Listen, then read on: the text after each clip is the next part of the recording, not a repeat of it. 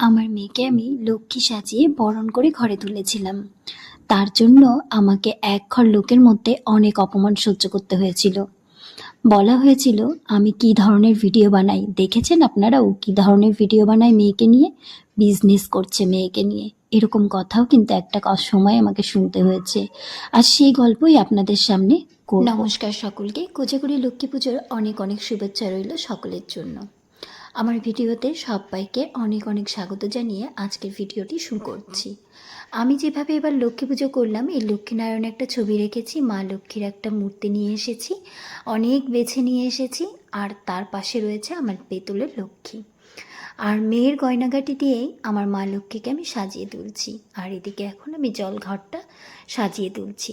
আজ অনেক কষ্টের কথা আমি বলবো আজকে, কারণ আজ আমি আবার আমার মেয়েকে লক্ষ্মী সাজিয়েছি। আমার মেয়ের জন্মের পর প্রথম লক্ষ্মী পুজোর সময় ওর বয়স ছিল মাত্র 3 মাস, আর দ্বিতীয়বার ওর বয়স ছিল 1 বছর 4 মাস হবে হয়তো।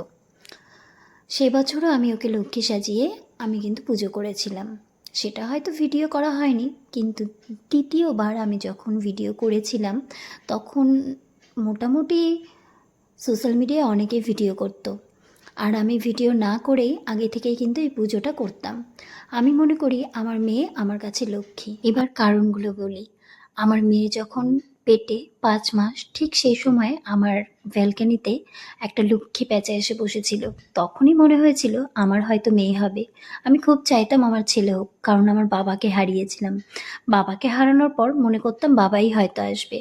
এখন বুঝি বাবা আমার মেয়ে হয়েই এসেছে। আর আমার মেয়ে যেদিন হয়েছে সেদিন ছিল সৌভাগ্য পূর্ণিমা, শ্রাবণী পূর্ণিমা, রাখি পূর্ণিমা। ঠিক ঘোর পূর্ণিমার মধ্যেই আমার মেয়ে আমার কাছে এসেছিল। তাই আমার মেয়ে আমার কাছে সাক্ষাৎ লক্ষ্মী।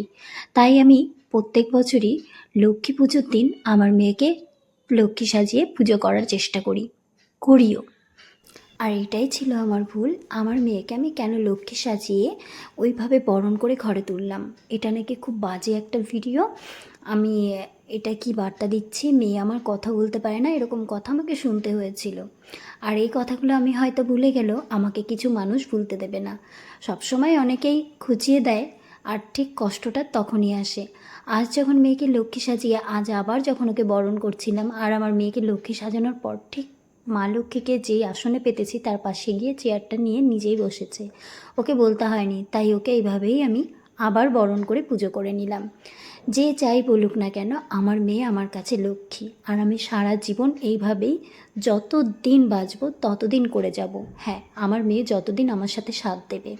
হয়তো বড় হলে লজ্জা পাবে, আসতে চাইবে না, সেটার গ্যারেন্টি আমি দিতে পারছি না। আজ ভিডিওটা এখানেই শেষ করলাম। সবাই ভালো থাকবেন, সুস্থ থাকবেন।